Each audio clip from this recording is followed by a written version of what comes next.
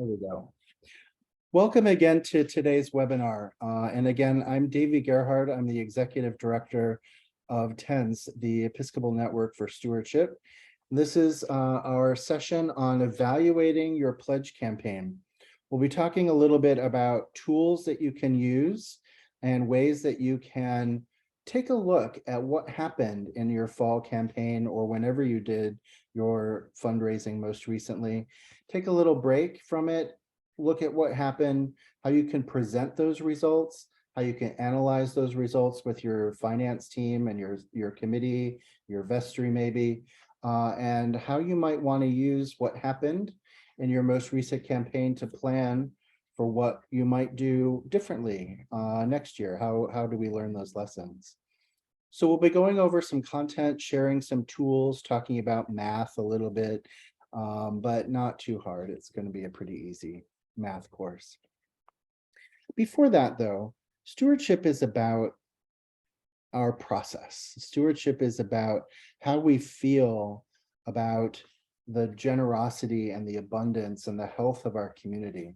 Stewardship is, at the end of the day, how we approach our gratitude for the great generosity we've been shown by creation, by our church communities that foster and nurture us, and by the amazing individuals in our congregations who share their time, talent, and treasure with us. And so leading into that, before we share any slides, I have an open question, and I love maybe just to spend a few minutes at the beginning having you talk about your campaign, your most recent campaign.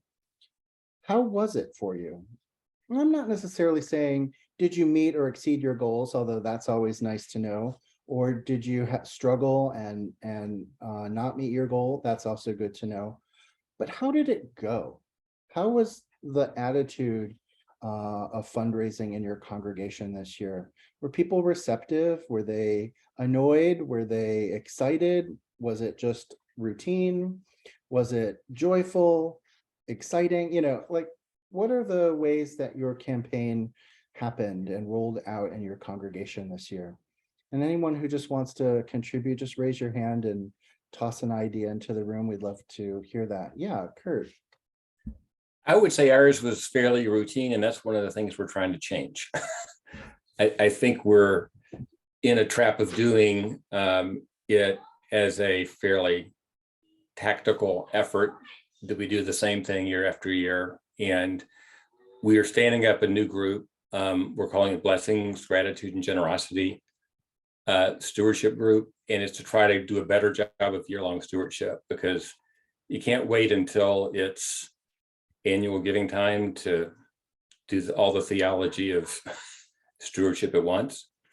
Like everybody else, we're still coming out of COVID. We're probably at about 90% of our goal. But that matched with increased expenses. We're talking about having a second ask because we're currently in a deficit position. And so that will be interesting. So there really hasn't been any reaction, pro or con. It's just been business as usual. Business as usual isn't cutting it. Kurt, you've said a million great things in that, and you're like the poster child for year-round stewardship, and I want to applaud that. You're absolutely right that you can't wait till fall to do all the work of reminding people that they're blessed all year round, and that this is an opportunity to engage in a long process and a long conversation. And so definitely we'll talk about some ways that you can keep the awareness and attention on stewardship. And I think you've hit on something that many congregations feel: the routine aspect of a fundraising campaign. How to make it feel fresh and how to make it feel interesting feels difficult when you're running the same program year after year. And so throughout this year, our webinars will be focused on giving you some new ideas to try and do your stewardship campaign differently. I've discovered that if you ask the same thing of the same people every year, they're going to give you the same results. That doesn't surprise us, right? So we need to change our way that we ask and that we even begin the conversation about how we share our wealth, works, and wisdom with our community. So we'll be talking about that all year and also today. And I also want to maybe come back at the end and talk about second asks or mini campaigns or spring campaigns or other things that we do in our congregations if we haven't hit our goal. I think strategic, finding the right time and the right way to do that is really important, as important as the primary campaign was. So we'll talk about that before the end of the session as well. Thanks, Kurt, for bringing that up. Amy, I see you've got your hand up. Love to hear how things went in your congregation, where you're at. You're on mute, Amy. There you go. Now can you hear me? Sorry. Yep. Sitting in the car. I'm at a new church, and so I wasn't here at their last stewardship campaign, and I'm co-chair of stewardship. So apparently what I did is very different than what they're used to. They gave me a goal of an increased, they needed an increase of 17%, which was frightening. We got an increase of 10% in both numbers of pledges and amount pledged. And I think the approach I took was quite different than what they're used to. So overall, the reaction was very positive, but there are, it's hard to change. And so now I'm talking about doing year-round stewardship and really hammering the idea that it's an expression of our gratitude to God for our gifts, not paying the bills at the church. And our gifts are our gifts no matter what church we're in. So if we're in a wealthy church, you give in relation to what your gifts are. Doesn't matter. So I'm starting the year round with sending thank you notes, like handwritten notes to every parishioner for end of year giving. And I do have a question about that. And I've done that before in another church, and it really, really helps. But I'm getting I had to fight a little bit for it. So I did, I got the approval, but I don't know what they did before, but I definitely have it's definitely more focused now. And I'm hopeful it'll continue to be positive. Wow, Amy, lots happening in your congregation. First of all, new person, new congregation, and they put you in charge of stewardship year one. Congratulations. Welcome to the community. But it sounds like you really shook things up. They wanted 17% growth, you gave them 10, and wow, that's pretty good. So there's something beautiful to tell in that story.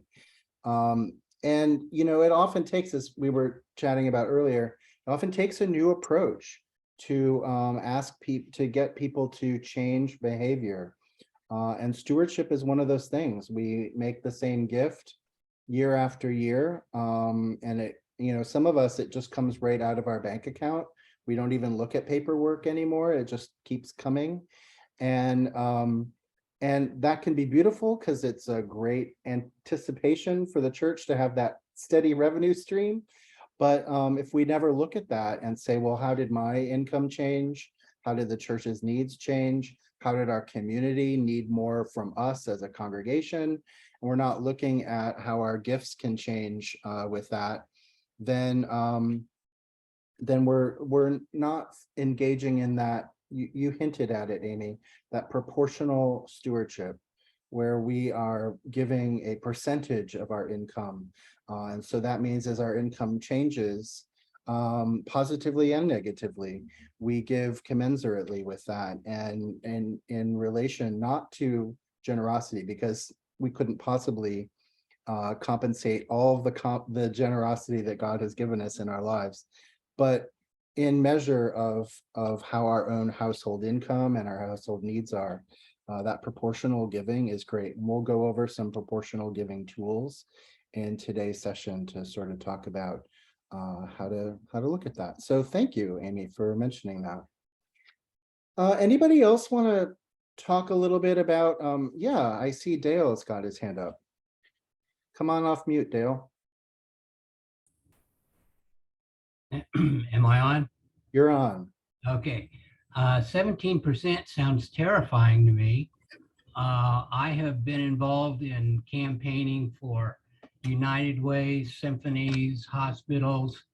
We have never, ever come up with a 17% increase. So Amy, you've got your hands full on that. The issue about a secondary campaign, we were short on ours as well.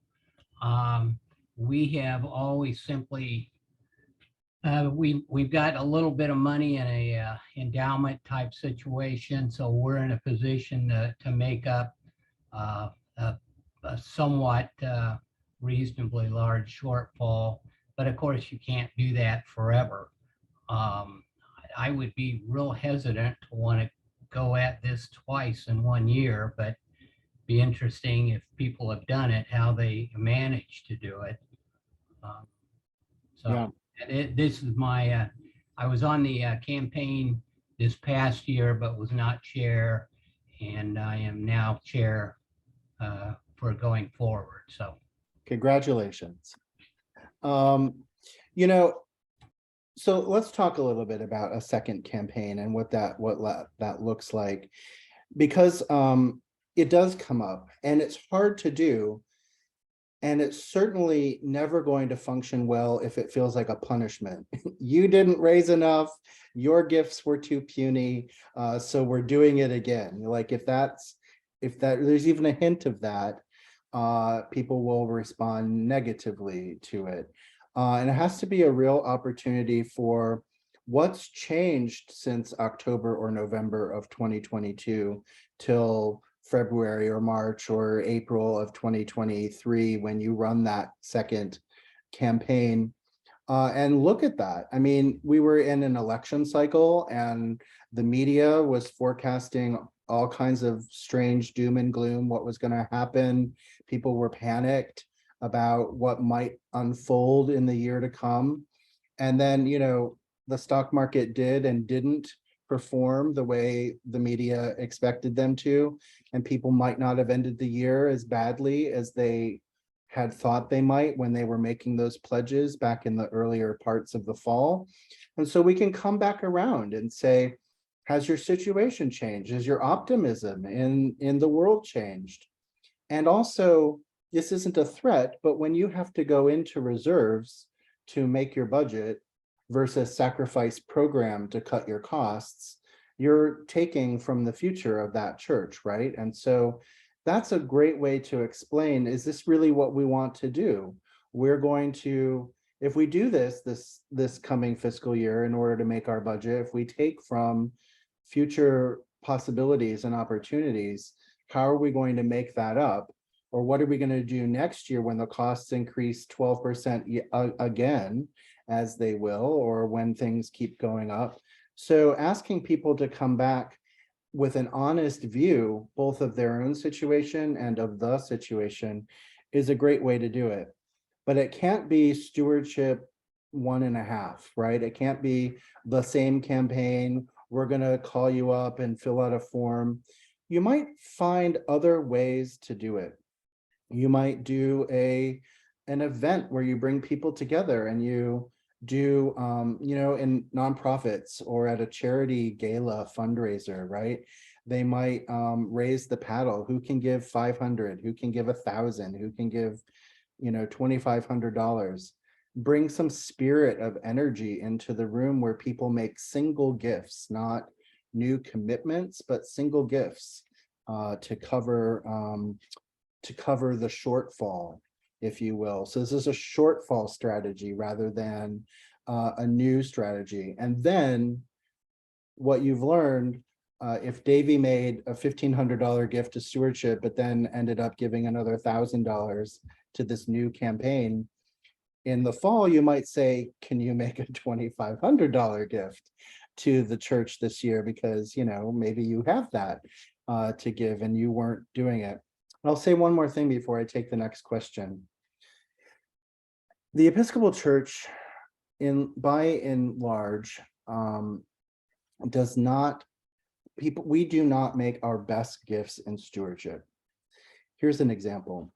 I ran a capital campaign for a congregation just south of San Francisco a couple of years ago, and they raised 477% of their pledge and plate for a capital campaign. Some work that they wanted to do on their physical plant and a new program. Okay, so almost 500% of what they gave in a year, they were able to raise in a capital campaign. Okay, it's a one-time ask, it's a special thing, there was a lot of energy around it, but people were able to reach in and give very deeply and make some incredible gifts to their campaign because of that. What it tells me in this church is that they weren't always making their best gift every fall, that maybe there was a little more to give because these people had it when they were asked to step up to the plate. So that's again, we're not doing forensic analysis on the wealth of our members, but we are saying there's probably more to give. And if we're asking the right way and giving people mission to focus on and great ideas and positive enthusiasm for what they should be raising their money for, then we have a chance to come back to them and say, can you dig a little deeper? Those are a couple of ideas, and I bet you have others and you can share them. But I want to get to some questions, and I see Randy has his hand up. Yeah, I was just going to say about the often, I think this year we're probably going to be okay with our, I think we met our goal pretty well. I think we're going to be in a good situation. But in previous years, we've come up against a deficit, and after the campaign is finished. And of course, we have the annual meeting in January, and that's an opportunity to kind of. And one of the things we do in the annual meeting is we have a slideshow that shows the year in review, what we've done, pictures and little music that goes with it. It's pretty good. It goes about 10 minutes. And that's an opportunity sort of to raise people's spirits, and they, they're at the annual meeting, they see the slideshow, they see what's happened. And when they see there's a deficit, things tend to, we really don't usually have to go back and ask. It usually sort of takes care of itself during the year. People tend to, once they're aware of that, they tend to come up with the funds during the year. It seems to be the way it has worked for us. So that's just so it's sort of, but so the annual meeting is a great opportunity to just to energize people a little bit more, and without coming out and really asking them for it, but just present what's, if it's a deficit situation, to present that and give them an opportunity to dig a little deeper. And generally they do. So that's been our experience. Randy, that's really good wisdom and a great idea when you're doing your annual meeting, to be really honest about how the campaign performed and also how all the ministry that you did last year. You should have reports from all of your programs, because it's an opportunity to remind people that what we do at church is mission. It's not just worship, and it's not just opening the doors and turning the lights on. We do service. We help the world. We impact communities. And the more you can tell those stories, the more you can unlock people's generosity and excitement, and their ability to really understand what's going on and what they're being asked to contribute to. So that's always an interesting point for me. Like, if I'm being asked to make a gift, what are you doing with it? Are you doing something interesting or the same old? Am I paying for office supplies and utility bills because that's all you've talked about? Or am I paying for change in the world and, the mission going forward and Jesus in our communities? If that's what you're selling, that's what I'm buying, right? And that's what I'm interested in funding. So you're right. Tie it back to the mission. Give people something really positive to hang their stewardship gifts on. Great idea, Randy. Thank you so much. Kathy, I see your hand up. Hi, I'm new to stewardship, so this is my first webinar. I have a little concern in our congregation. We have met our budget. We consistently do. We typically end the year even. This year, we're talking about, there are some on the vestry that are talking about a capital campaign equal to about 20% of our budget to cover the cost of a labyrinth on the property and also needed repairs for our columbarium. And my concern is that this capital campaign might have a negative effect on pledging for the year. What are people's experience with that? Mhm. Kathy, brilliant question. And also thank you for stepping up to the plate and leading stewardship in your congregation. It's going to be a great adventure.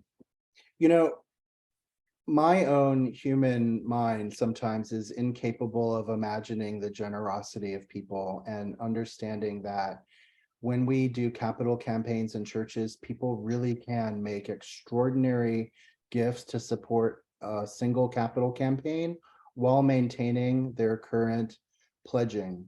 And it's because of enthusiasm and the highlight of ministry that a capital campaign shines onto a church. When you're doing something new, like a capital campaign, and it's about creating something for the community, like a labyrinth, and it's about honoring the people who have come before, like a columbarium, what we're showing ourselves and what we're showing the world is that there's vitality and life and excitement here. And people want to support things that have life attached to them and newness and excitement. And so the data points out time and time again that annual campaign does not suffer when capital campaigns happen, unless you're robbing Peter to pay Paul, right? So it's really important when you do that capital campaign to talk to that donor, that member, and say, we hope that you'll continue making at your current or whatever you can do, your annual gift to the church. That's the most important thing. If you can come above and beyond that to support this capital campaign, here's the ask that we're making of you. So making certain that they know that the threshold is the annual support, because if that erodes, there's no program left at church to support, right? Could have a brand new labyrinth, but no one to walk in it. So, so making certain that people know that that's the first expectation, and then funding the capital campaign. So it's not robbing one to pay the other. You're asking for both, and you will be amazed, spiritually enlightened, and see the beauty in humanity to understand how many people can step up. You might not make every dream of your goal possible in your capital campaign, but you will be surprised by the number of people who can step up and make an extraordinary second gift. This is also because a lot of people make capital gifts out of assets, whereas they make annual gifts out of income. So if you think about, maybe people will make a capital gift selling some stock or doing something extraordinary. Maybe they have their required minimum distribution or something else in their retirement account they want to give as a part of a capital campaign. People often give out of their assets to a capital campaign, whereas our annual gift shouldn't be coming out of our assets. It should be coming out of our disposable income, our first fruits of our paycheck or our income streams. So there are often two pockets that people think about when they make their capital gifts. So rest easy, you're not going to rob your annual support by asking people to step up for a capital campaign. That's the short answer to it. Can I ask one more follow-up question? Of course. Is it dangerous to combine two different items? Like one is a property, make the property pretty, and the other one is to maintain property is it just a bad idea to combine two disparate ideas in one capital campaign? The Because capital- people Right. might support one, but not the other in their mind. Well, that's why you combine them, right? Because you don't want people to separate out things. Say, I'm only interested in new projects, but not funding old ones. So you combine them and give everybody something to be excited about. I think that a well-run capital campaign should always have a missional aspect. So here's something new. Here's a program. Here's something we're going to build or do differently or whatever, enhance our existing. And then something that covers the deferred maintenance, because every church has it, the stuff that's necessary. So if that's a new boiler, if that's fixing the columbarium, if that's repaving the parking lot, don't get me started on how much parking lots cost.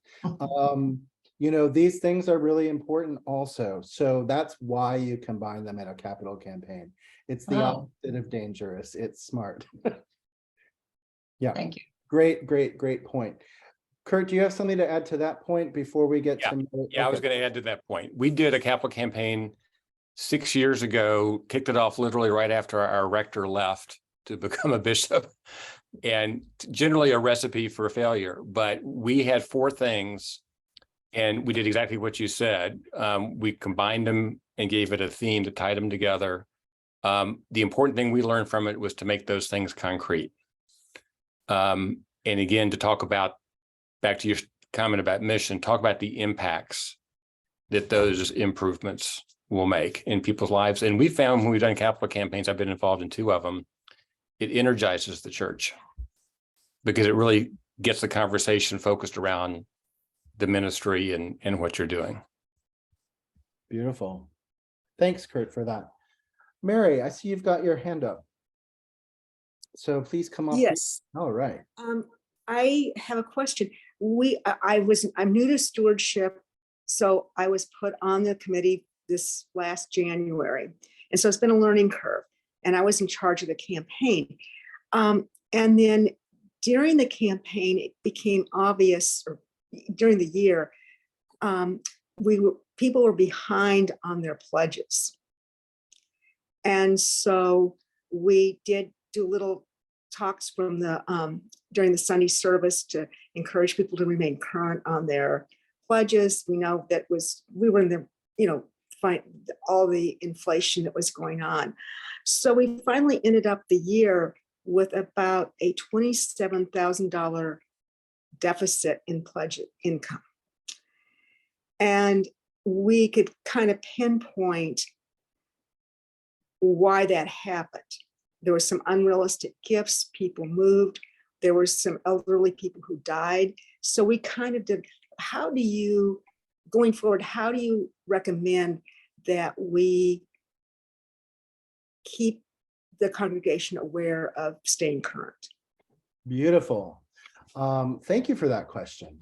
So you'll see in our recorded webinars, you'll see one on ministry and budget, how to do a mid-year review.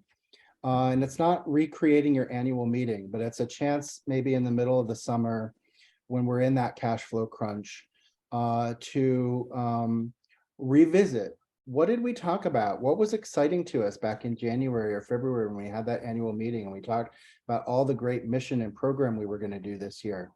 Bring that back into the conversation and report on it. Hey, we said we were going to help 100 families with food security this year, and we're already at 35. So let's keep going, or whatever your goals are. Start to talk about some impact. The other tool I recommend, and I recommend this to every congregation, is that however frequently you do a newsletter, weekly, monthly, whatever, that you have statistics. Here's what we pledged. Here's what's come in. Here's where our budget year to date is. It's transparent and accountable leadership. You're not holding people upside down and shaking the coins out of their pocket with that. But what you're doing is saying, here's what we said we were going to do, and here's a snapshot of how it's doing. And people can fill in the blanks. Oh, I'm behind on my pledge. Or they can see everything's current and running well. So it's a good way to do that. And finally, Mary, I want to recommend pushing online giving as much as you can in your congregation. I don't know where people are at with their comfort and ability to do online giving, but when they switch that tab open to recurring gifts, when they make that gift, or you can do it in a bank check where it's automatic from your bank, it gets sent on the 1st and the 15th of the month, or whenever your payroll comes in, or whatever you do. Those automated ways really help congregations get out of that summer slump, and also avoid people going on vacation, forgetting to make their gift for a while, or getting behind and then feeling they need to catch up. So those sorts of tools, you might not do online giving, but every bank these days has the automated check version. And you might start to promote that as a way to help people make consistent, responsible gifts, and keep that cash flow consistent in your church. Yeah, we did some of that. I think there are 2 other issues that kind of came into this. The parish got a very large endowment from a parishioner who died. And I think that kind of muddied the waters, thinking, well, we have all this money. So do I need to keep up with my pledge or pledge again? And then our rector, who was loved by everyone, left in November. So I think that's kind of influenced some of it. And we need to compensate. But I like the idea of the newsletter, and also, again, educating people on how to stay current. Yep, it's great. You bring up a great point about bequests. They are great gifts. And sometimes when the amount is really big, it can have some kind of opposite effect in people's giving. And that's why churches need to be really clear when they get a big bequest to celebrate it and to talk about where that money is going. So we're putting this much of it into the endowment. We take a 4% annual draw on the endowment. And so that's $40,000 coming into the church every year. It's not $1 million, right? They need to understand what an endowment is and what we do with that. Or we got $2 million and we put some of it in the endowment, and we are going to finally replaster and repaint the sanctuary because goodness, it needs it. And that's money that we're spending because it had to happen. So it's not like we're sitting on gold in the treasury here. We are doing great things with it. So when a church gets a windfall, and I hope that it happens a lot in our congregations, as we need those planned gifts to come in, be really clear. Don't hide it. Don't be protective of it, and don't be ashamed that your church just got $3 million from someone's estate, or a large gift, or whatever it is. Be very clear about what the vestry is doing with that money, and help people understand it. Now, they might not like what the vestry is doing with the money. That's a whole nother conversation. But be clear that it has a plan, that it's not just sitting in the operating budget so that they don't need to pledge anymore. That is the worst possible scenario in a church. I've seen it happen. Okay, I see one more hand up, and then I'm going to take that question, and then we're going to move into some content, and we're going to come back to this conversation because I'm really loving it, but I want to get some teaching in here too. So Amy, you've got your hand up. I was going to ask about, or talk about, the endowment issue a little bit. This church I'm in has a tremendous endowment, huge. It pays half, the budget is half endowment and then half pledging and plate. So when I spoke in church, I literally said, you can't rely on the generosity of people who came to this church and left large sums of money here. Those funds are restricted and used for certain things. So we can't assume that those can cover all of our needs. And I don't know, I think they had been trying to hide from how much that endowment was. And I think it hurt their stewardship campaign, frankly, every year. And the other thing about people staying current with their pledge, I found in a previous church I was in that I wrote notes quarterly, and I wrote the amount. Thank you for giving $1,000 for the first quarter. That money is helping us do X, Y, and Z. And then it became I did them every quarter. So people see me on Sunday. I don't do it because I want them to finish their pledge. I do it because I want them to know how much they're appreciated for giving. But the benefit of it is people are reminded, oh, it's halfway through and I haven't given 2,000 of my $4,000 pledge. I'm behind. It reminds them. It also lets them know that you're accountable Right. to not just the parish administrator who gets your money. So I found that helpful. And it's surprising how people are so appreciative of getting a note. Yeah. It's very personal, and you can include in the note, and thank you for all you do during worship, or thank you for teaching Sunday school, and thank you for singing in the choir. It's just creating an atmosphere of gratitude that people really seem to need, and I think it helps. Wonderful, Amy. Thank you for that.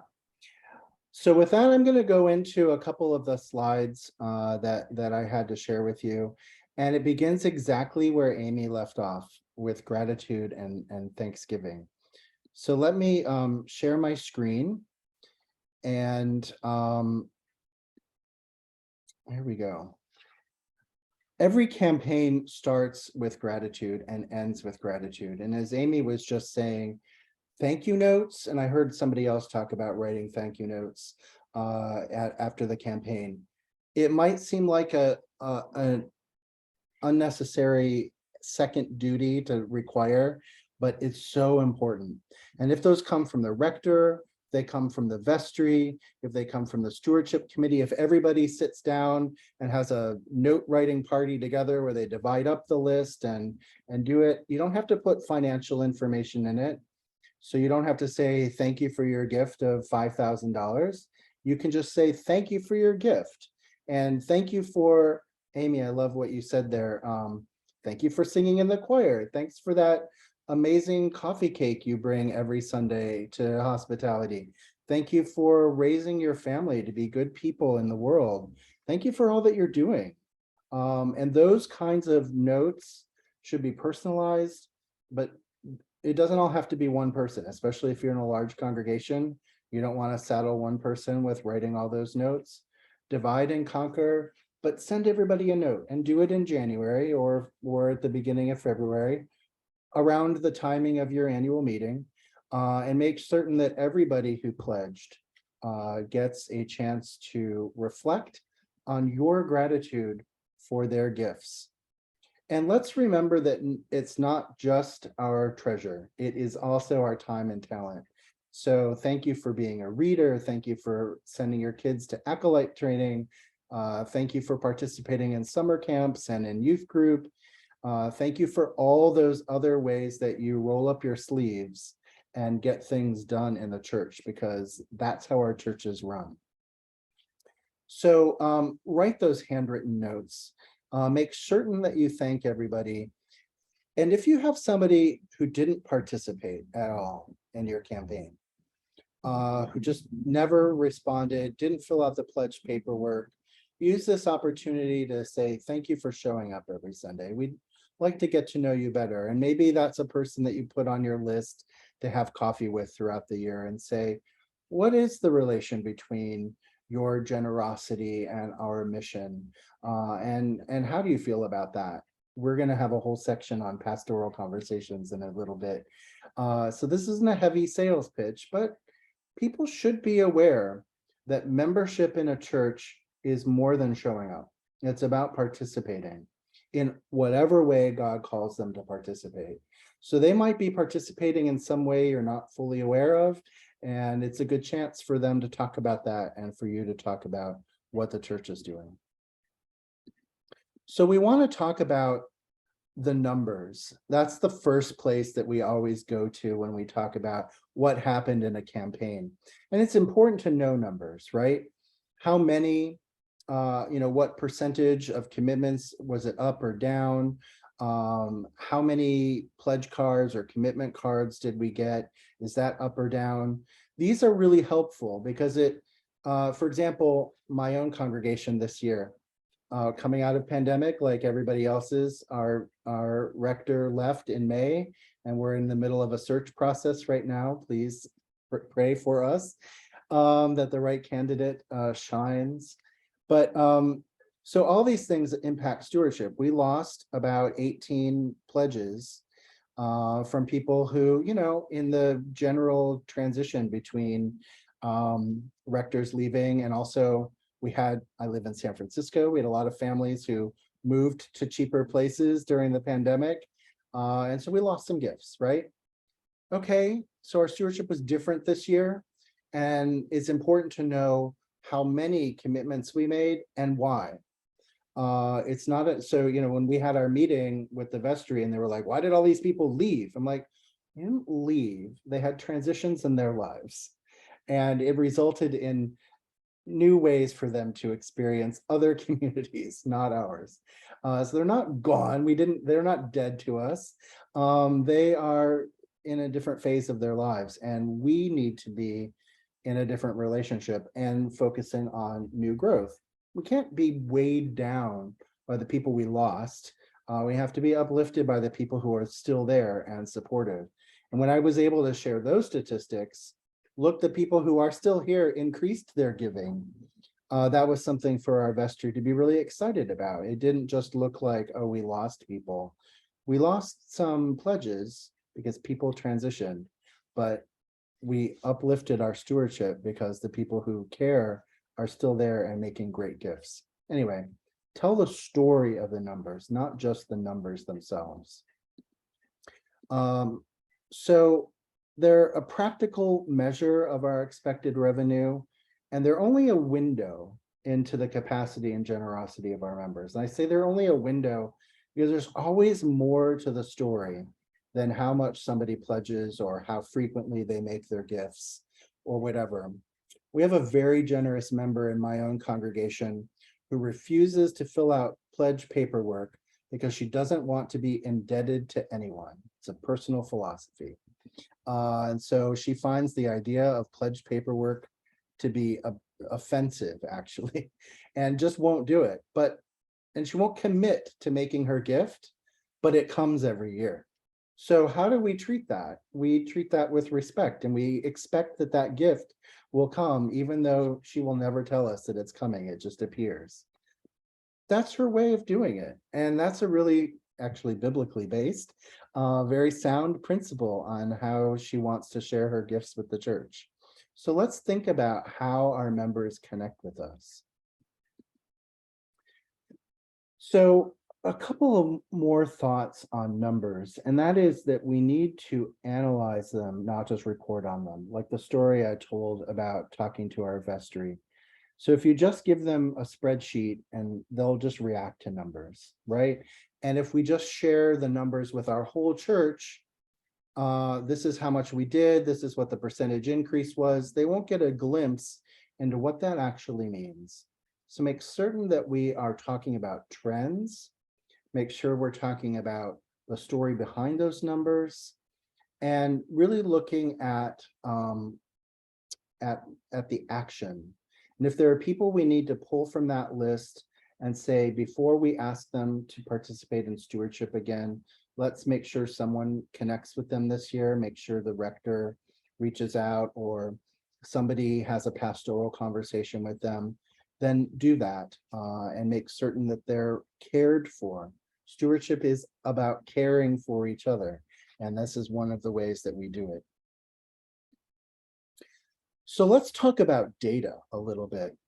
We're not going to go too much into statistics. Actually, it was my least favorite class in college. It was a hard one. But let's talk a little bit about the number average pledge size. It's a really bad indicator. Average pledge doesn't talk about it's influenced by those outlying gifts, right? We have someone in my own congregation, and you have someone in your congregation who gives an extraordinary gift way above the list of what everybody else gives. And you have some folks who are way at the bottom, and those are their best gifts, right? They're both making important gifts, but they pull that middle apart. And so when we talk about average gift size, it really gets distorted pretty easily. So I would say, let's talk a little bit about the median income. And a good friend of mine shared statistics from his church in Arizona and gave us permission to expose them for our webinar. And he had these results in his congregation, where 138 households, their average gift size, when you look at that, it's really big, right? But when you look at the median, the true middle gift, right in the middle of the data set, it's much less than the average gift size. It's a more honest approach to where that middle gift, that typical gift in their church is coming from. So in 2021, that changed a little bit. So you can see how it happened from year to year in that church. So their median gift went up a little. Their average households went down. They lost some members. My good friend was doing a couple of funerals a week at the high point of COVID in that community. It was a hard place to be. So they lost some giving and lost some members. But they changed their median gift when you look at the statistics. Now, why is this important? It's because when you look at the data as he separated it out for us, and you give your stewardship committee and your vestry and your finance team this kind of access to your data, you start to look at what your community can do in your giving. So again, we take that 110 households and we look at their big number, 255,000 that they raised, and we see the difference between average and median gift. And we divide it into segments. We're going to look at it in a pyramid right after we look at it in this chart. So this is a way to help us understand where are your top level gifts coming and how much of a percentage of the budget are they making up? And where's the base, those smallest gifts? And look that they're still making very reasonable gifts at all levels in this congregation. This congregation needs every gift that it gets. So another way to look at this same thing is in a pyramid. We often like to look at colors and graphs to see how we're doing, and to see that the top of that pyramid is 20% of their budget, 20% of the gifts that they receive. That's a large chunk for the very tip top. Something we expect though, right? Our largest gifts make up proportionally the most of our income. Those middle ones, 60% of the giving in that congregation happens from the mid-tier gifts. So this is helpful to know where to focus this congregation's efforts on stewardship. The people who are making the extraordinary gifts are going to be able to keep making those, God willing. The movement comes in those middle gifts. How can we help those middle gifts make new, inspired, mission-driven, impact-focused gifts and really change the story of giving in a congregation? This looks at what the weekly ranges are and really how much money comes from the base and the middle points of those pyramids. So when we're looking at how much money comes into this church, we can really see how do those gifts spread out. We have another tool that I bet you've seen. This is a different church. They have a different median and average gift size. The STEP document is a really helpful one. It helps us. We use this at the beginning of a stewardship campaign when people say, well, what do people give around here? Where does my gift go? And we use it as an analytical tool after a campaign to say, how did we do? Did we change our steps any? Because what you can do really easily with this document is to see where the most gifts are in a range. Now, nobody is singularly exposed here. I can't tell what any one person did, and that's helpful. We don't want to expose anyone's data. But what we do want is to say, where are the ranges of giving? And if I were to step up my gift one step, how much more value, how much more impact on the budget does that have for my church? And I can begin, we all look at pyramids and steps and we find ourselves, right? So where am I giving? Where's my gift? How much impact is it? What's my responsibility? These are ways to present information that bring it back to us and help us as members see where our own giving is and how we can be a part of it. And finally, this tool, it's always on the back of the sample pledge cards that TENS gives every year. And it's a really good tool and a good method to promote proportional giving in your church.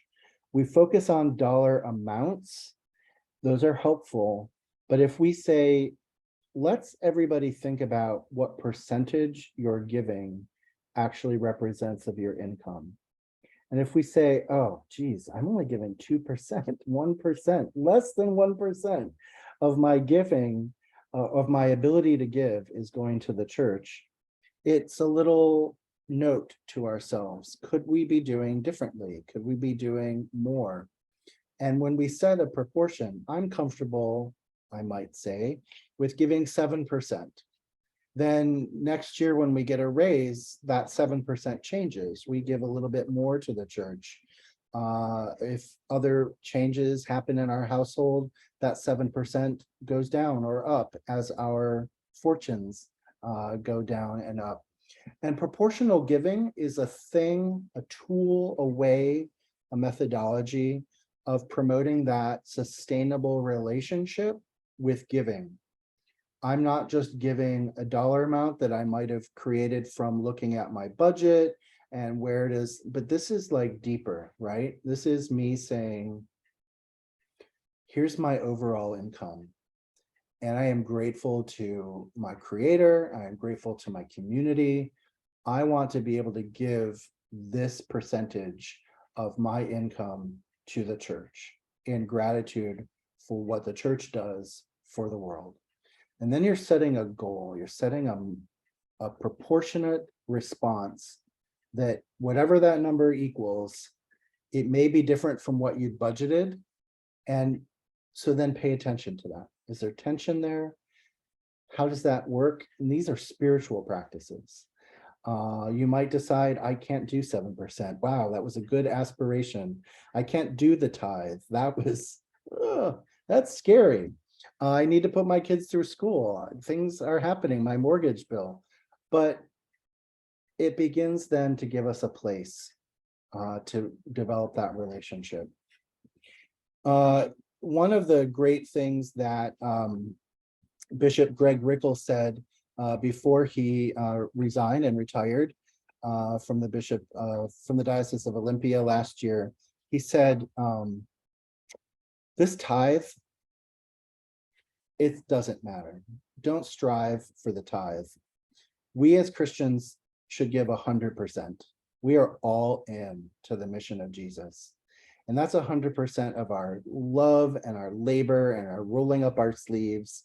The tithe is only an arbitrary beginning and end point for God. We give everything back to God in the ways that we can.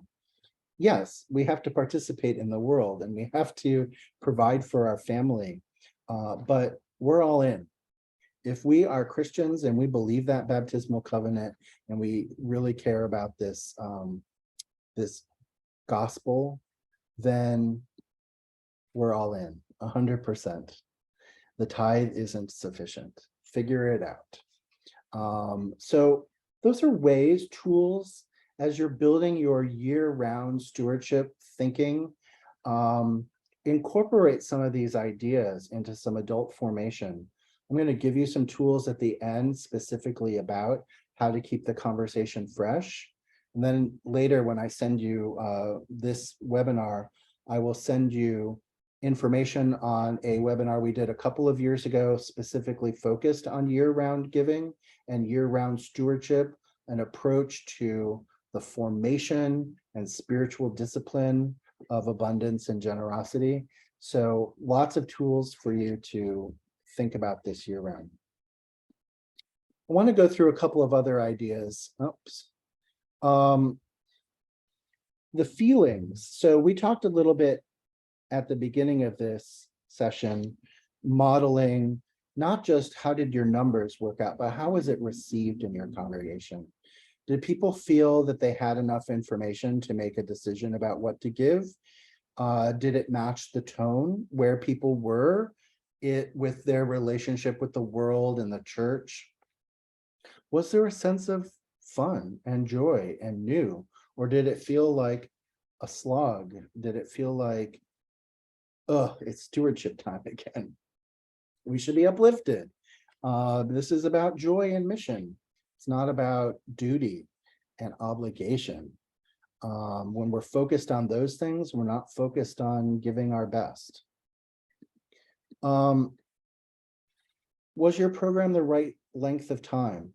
Sometimes they can go on for too long. Oh, we started in September and we're still going in November. Is it still stewardship season? I'm really tired of these announcements. How long is your campaign? Sometimes if it's too short, not enough people get to come to it and hear about it, because let's remember, we're no longer in the place where every household comes to church every Sunday. So if they miss a couple of Sundays in stewardship season, then they might have missed stewardship season, right? We don't want that. We want to give it long enough so that people can be there and participate and hear the excitement in the community, but not so long that people are wondering why all this church talks about is money. So find that place. I like 6 weeks. I think it's about right. 8 at the extreme. I think 4 is too short because you miss opportunities to engage. Did people feel like they knew what the church needed for its budget? So rather than giving as much as we can and the church will spend it, did people feel like the church was being responsible with the money, was looking at the budget, was creating a stewardship program that was in relation to the budget?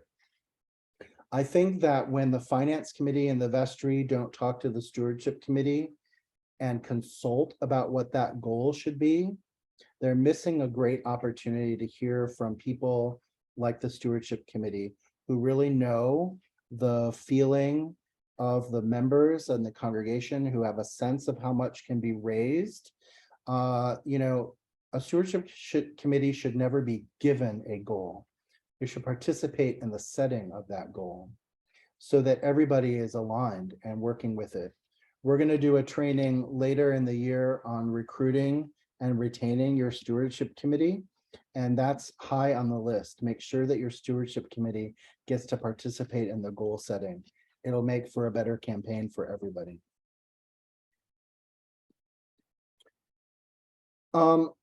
What do feelings about our campaigns teach us? They teach us how connected we are to the mission.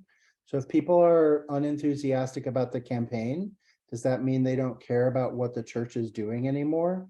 And that's not a flippant question. There are often times when we have what I call legacy ministries, programs that were started 10, 20, 30 years ago in the church, and the community's changed. That's no longer a priority. It's still in the budget. There's still someone who cares about it, but the church of itself, maybe the neighbors have moved on. Maybe this is something that we need to think about. So if your church needs to begin looking at programs, not to slash, but to change, to give new ministries an opportunity to flourish, then that's one of those things that we sometimes need to do. So definitely, I appreciate that. If the campaign didn't feel like it was fun, if it didn't feel like there was joy, then we have some tools for you. We have another webinar coming up later called Breaking Through the Pledge Plateau, which is about how to revive, get enthusiasm into your campaigns again. We have lots of tools on our website about that too, and these are all free. So we give them to you.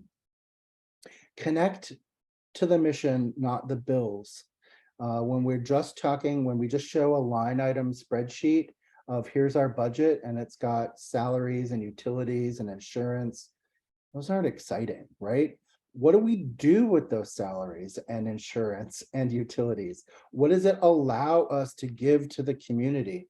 What do our buildings provide besides an expensive deferred maintenance shell? What do our buildings do for the world?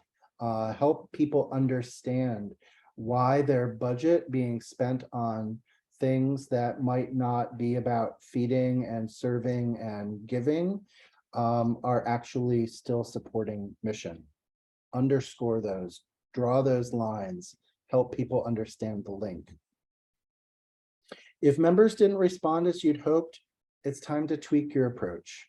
It might be the approach and not the mission or the budget that's in danger. So analyze, really have these hard conversations with your finance committee and your vestry. Really work on where is our problem? Where's our disconnect? Is it the approach? Is it the mission? Is it the budget? Is it something else going on in our community? Then take a minute, bring your stewardship committee back together and ask some of these feeling questions. Ask some of these reflective feelings. What do you want to do differently next year? You who worked so hard through the fall, who organized a great campaign, what do you want to do differently? What worked? What felt good? What didn't feel good? What made you feel unappreciated? What made you feel honored? Did you thank your stewardship committee at the end of the campaign or at your annual meeting? Make certain that people get some time to ask the deep questions. How does your committee feel? Are they exhausted? Do they feel beat up? Did people yell at them? Do they feel like they were integrated members, well appreciated in their congregation? These are all things that we feel, because when we talk about money in church, it's not always an easy topic. People have real opinions. I talked with a rector last week in a congregation whose two of his members were so angry that he'd spent the whole fall talking about money and what they could do and mission, and he was doing everything that he thought was right. They stapled a dollar bill to their pledge form and said, "This is all we're giving." Really nasty, right? So what happened there? And what does the committee feel that had to endure that? And the rector, ugh, that's ugly. So what happened in that moment? So some care, some love to each other as a community. Those are really important things to talk about as well. Money is not an easy topic, and we put ourselves out there. We who work in stewardship ministry really put ourselves out there. Follow up with your committee. Follow up with those unmet needs. We talked a little bit about this earlier, and I saw some conversation in the chat about make sure you reach out to those people who didn't pledge. And it's not to say, where's your pledge? Why didn't you pledge? What's your preference? What does connect with you about the church? Ask the hard question, but don't push for a challenging answer. Really be open. What are they saying to you? I don't pledge because I feel inadequate. My pledge is going to be so small. Do they say I don't pledge because I don't want to be indebted to anyone? Do they say I don't pledge because I don't like to? What is their reason? I just didn't hear about it. I forgot to hand in my pledge form and then I felt ashamed. You'd be surprised at the number of answers that you're like, that doesn't matter. But it does. It mattered to them. And so let's talk about it and let's get a real answer from them. Follow up with those people who came at the end of the year for your Christmas pageant and your Christmas services, and maybe they're still lurking about coming from Sunday to Sunday.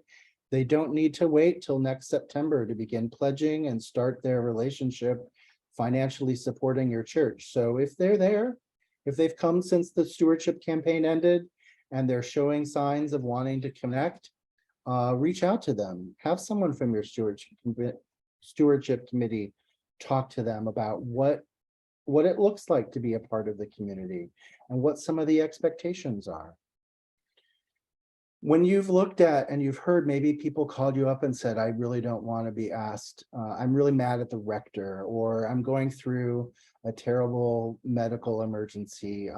Stop asking me for money. Make certain that you refer those people in a pastoral way, not in a tattling or gossipy way, but tell the rector, you should reach out to Davey. He's going through something.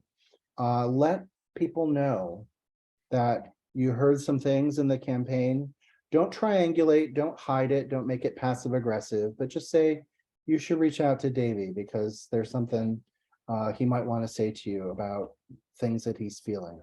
And leave it to them. They're adults, they can figure it out. But don't hide that information either, because you've been told something. You've been told about someone's deep feelings. Pass those on to someone who can appropriately help them. You might not be the person to appropriately help them. Somebody else might be. And then that leads us into the pastoral conversations. When people didn't support, either because they made an intentional decision not to, or because you just didn't hear from them, make sure you ask about that. Don't just say, well, I'm sure it's all fine. It might not be fine.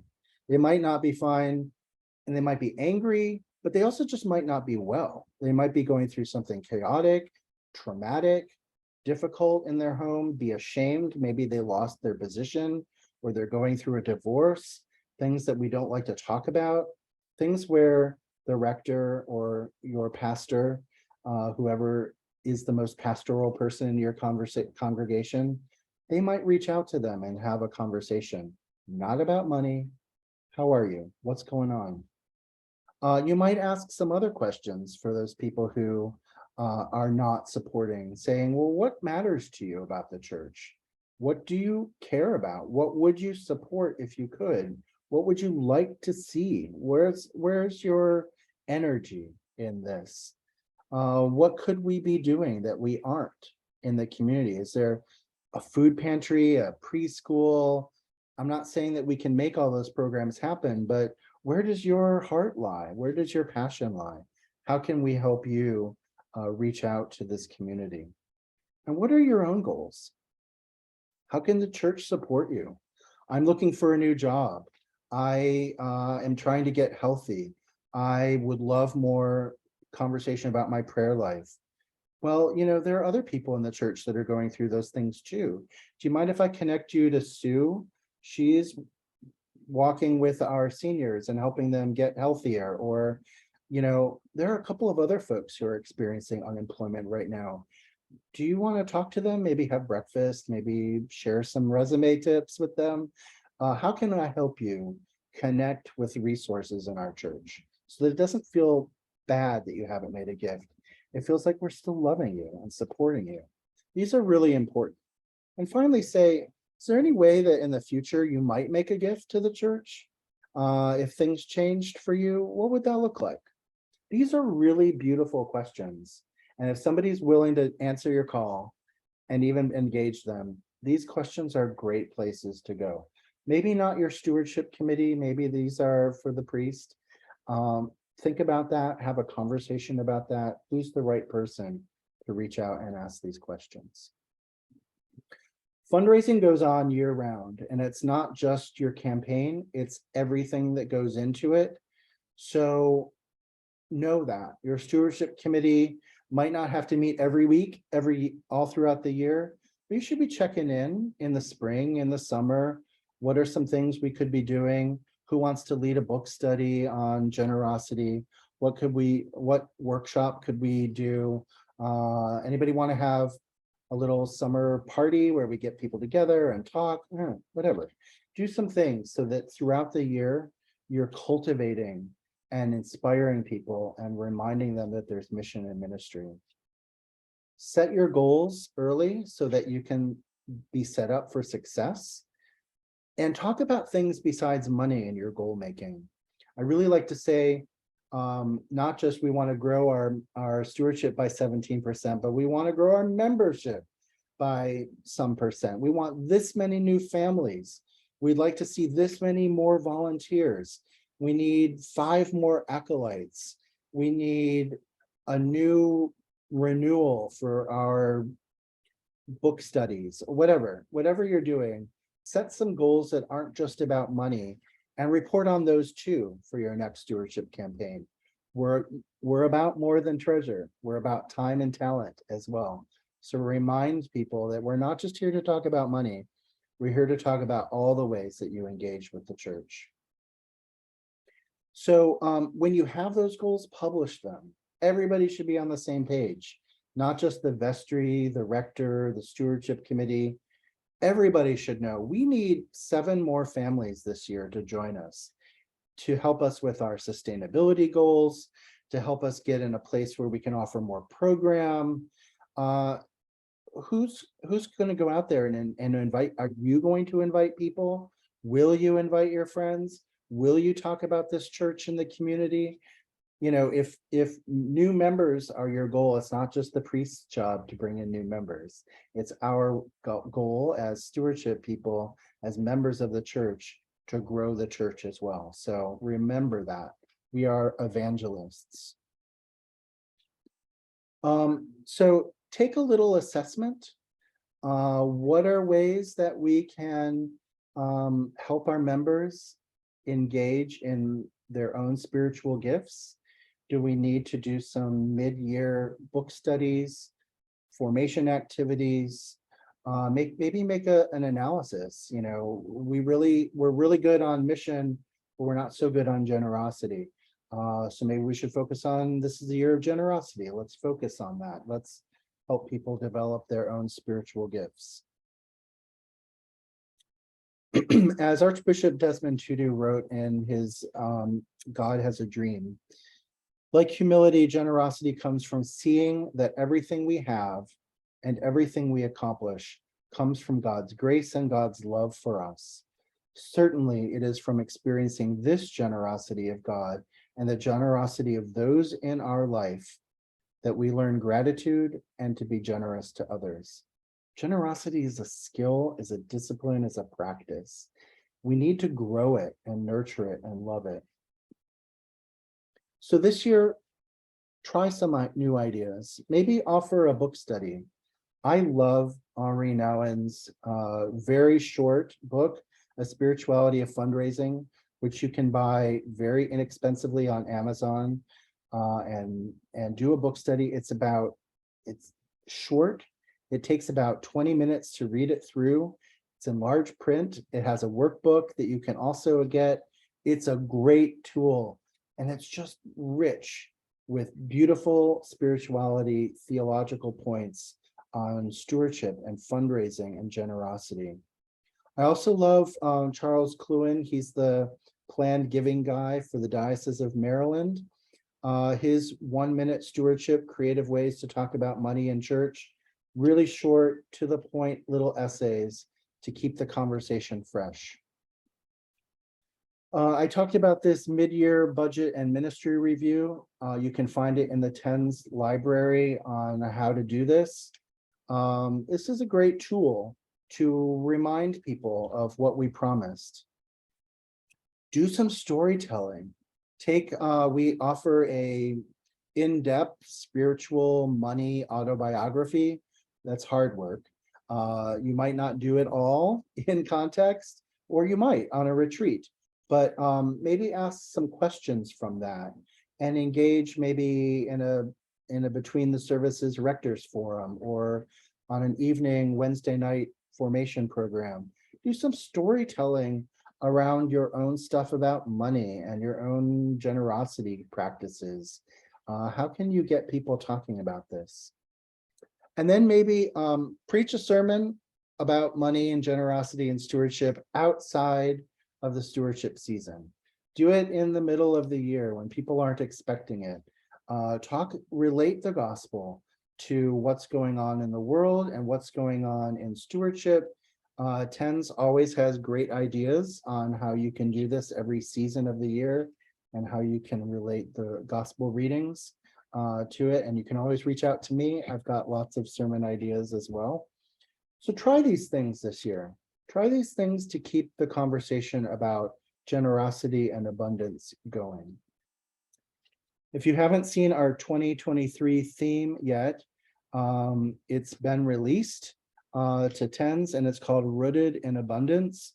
And it really tries to get back to where we live and vibrate with that generosity that God has given us. We live and thrive in an abundant world with every media outlet focused on scarcity, and with all the scarcity models in the world. We rise above it by reminding ourselves that we think differently about the world, that we actually live in abundance. So that's our theme for this year. If you're using our stewardship materials, they'll be hanging on that tree. And we will be looking at that together as we move through the year. So I'm going to stop sharing and remember that you're going to get all these slides and this video. And I want to use the last 10 minutes that we have to answer any questions that might have come up. I also appreciate that there's been a nice conversation going in the chat. But where would you like to go in the time that you have left? Anything that we've talked about or not talked about? Davey, I have my hand up. I'm not sure if you can see it. Janet, I see you. Okay, thank you. This is the second time I am taking the full workshop, and I can't say how much we learned last year, but I'm learning even more listening the second time. So for participants that this is your first time, plan on making this an annual event, because you'll hear some new things. One new thing, so thank you, Davey. One new thing that I heard on one of your later slides was forming generous members. And I'm not sure I understand. I don't understand what that is. Does that sound familiar? Yeah, well, so forming generous members, deepening our generosity tools. We need, so generosity, gratitude, abundance, they're countercultural beliefs, right? So if you live in our world, you don't get the message that we are generous and grateful and abundant people. You get the message, in fact, that we should hoard our resources, that we should be afraid to share, that we don't know what's coming. And so formation is something that we need to focus on. It's a skill. And in church, we need to, I believe, help people acquire and perfect that skill of generosity and gratitude. That's not so that they become bigger donors, but so that they become more generous, open-spirited people who get the message and get that it's all about sharing. That's the essential act of Christianity, right? It's breaking open that bread and sharing it and being transformed by that experience. And that's being formed in that generosity. And so that's what I mean when I talk about being formed in generosity. And formation is important because it's not always something that we're ready for. We have to be reminded that God created everything and gave it all to us, and it's still being given to us. No matter how many people try to tell us that there's less, there's always more. And that's a theological point of view. Great, thank you so Thank much. you for that. And thanks for coming back. I agree. We do this every year because it takes a lot for this message to stick. So thanks for coming back. Yvonne. Two quick questions. One, what is the current password to get the materials for next year? And the second is there ever a chance to talk with you personally for the priest at our church, to have a conversation with you with some things that maybe haven't come up here, or some advice we might need? Yes, I'm just putting the password into the chat so you can all see it. It's still last year's password. We usually change it in February to give all of our dioceses time to renew. So it's still Luke 9:17 to access everything that is last year and what we've put forward for this year. We'll change it in February, and we'll let everybody know when the new password comes out. So you can still access it with last year's password. I love to talk one-on-one, and I love to do teaching. Just reach out to me and I'll put my email in the chat as well. I'm always happy to do a chat with a stewardship committee, with a rector, with anyone. So yes, the answer is yes. Kurt.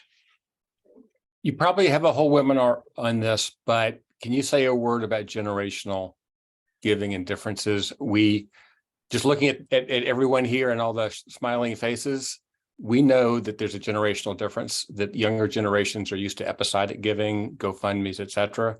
They don't understand pledging. They don't embrace it. I don't want to push that rock up a hill. And we're trying to figure out the ways in to get them to express commitment. Yeah.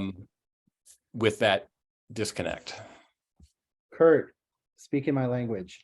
First of all, please come back for our webinar in, I'm looking it up right now because I can't remember what month it is, but we have one on motivations for intergenerational giving. And it specifically focuses, that's our April webinar, April 1st. So sign up for that one, and it will be totally focused on that question. But I'll just say very briefly now that young people are more motivated by what's the church doing for the world than they are why does this church exist. So they don't care so much about the fact that it was built out of stone and stained glass and need to be maintained as much as they care about why is the church doing what it's, what's its relevance today. Is it feeding? Is it helping? Is it reaching out? Is it changing the world? And if I donate to it, will I be changing the world as well? So young people are more savvy about that. I'm not saying that we who are gray in the beard have less care for the church and the world and the mission, but young people are particularly attuned to it and won't give just for the sake of it being an institution. They need to see impact. So church needs to get really, really good at talking about impact. Why we make our gifts, how those gifts are related, how those dollars are related to ministry, and what that ministry does in the world. We need to tell that story. The second thing we need to do as church is to someday, we are not going to have pledge forms. We just need to know that people are going to give in a different way, and that's happening. Late millennials and Gen Z, they're likely not to fill out pledge paperwork. They're likely to give you, as you say, episodically, online giving, and they might be very regular and they will be very generous. We see incredible generosity. While they don't have the capacity yet, they have the generosity and the inclination to make beautiful gifts and constant gifts. So we need to build that habit and help them grow and let them know that if you don't fill out pledge paperwork, we're still going to find a way for you to participate in our giving and our mission. This is change for the church. It's generational change. It's going to be a big one. Great question, Kurt. Come back to that April 1st webinar and we'll really focus on that. Patty, I see your hand up. Hey, so I just have a question. I used to be a professional fundraiser. I have looked at every individual gift. I was trained to do that, but I have never applied that skill to parish because I always thought it was sort of anonymous. And so it's interesting to hear you really talk about knowing what individuals are giving. I have always instructed our committee we do not mention, in the handwritten note to them, we never mention the amount that was given or pledged or whatever, because I thought I was protecting us from that. Only the staff accountants know who gives what to where. So can you just tell me okay. Essentially, it's about your community and their willingness, who shares that data. So my church, for example, and many like it, in those thank you notes, we don't mention the dollar amount. Only the treasurer sends the quarterly statement that says you pledged 5,000 and here's where you're at. I think the rector, I'm making a theological opinion. I think the rector should always know, because people make membership choices and they express their personal views with the church and their problems through their giving. And I think that the rector should always know, and we should trust that the priest in the congregation has good boundaries. They're not going to just see dollar signs from the pulpit when they look out. We trust them with our marriages breaking down and with our health scares and with the big theological problems in our lives. We can also trust them knowing about our money and knowing that they're going to do the right thing with that. They're going to treat us with respect and care and love. So I really think that someone should know besides the treasurer. I work with a congregation. They've had the same pledge secretary for 43 years, bless her heart. And she keeps under lock and key, she's the only one with the key, everything in a file cabinet. Nobody knows in this church what people give. So that's a model. I don't think that's a really good one, but it goes the gamut across the church. At the end of the day, it's what people are comfortable with. If they're going to be offended by people besides the treasurer and the rector knowing their dollar amount, then honor that. But it's really helpful when someone with a development mind like you have can look at the data. And if you can't see the data, help your treasurer understand how to analyze it gift by gift and begin to apply those moves management skills, those ways that we look at how to build somebody's giving over time. Look at those, and we'll talk about those in future webinars as well. Thank you. Thanks for your work and development as well, Patty. Are there any other questions? I realize we're a couple minutes over time, but you all have been great today.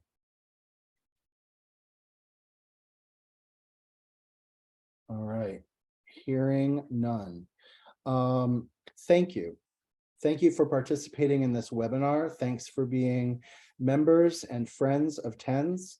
I saw one question about how to reach out for membership. Just reach out to me and I'll tell you, most of our membership comes through diocese, and then all congregations get access to our stuff because of that. But if you're not one of those, a part of those dioceses that are supportive, we can help you find a way to become TENS members and get access to the annual stewardship package. But happy to talk with you about that always. Thank you. You'll next hear from me in an email in a couple of days with all of the links, things that we talked about today, and this webinar recorded and the slides. And until the next time, thank you so much. Thank you for the beautiful work you do. Have a good day. Thank you.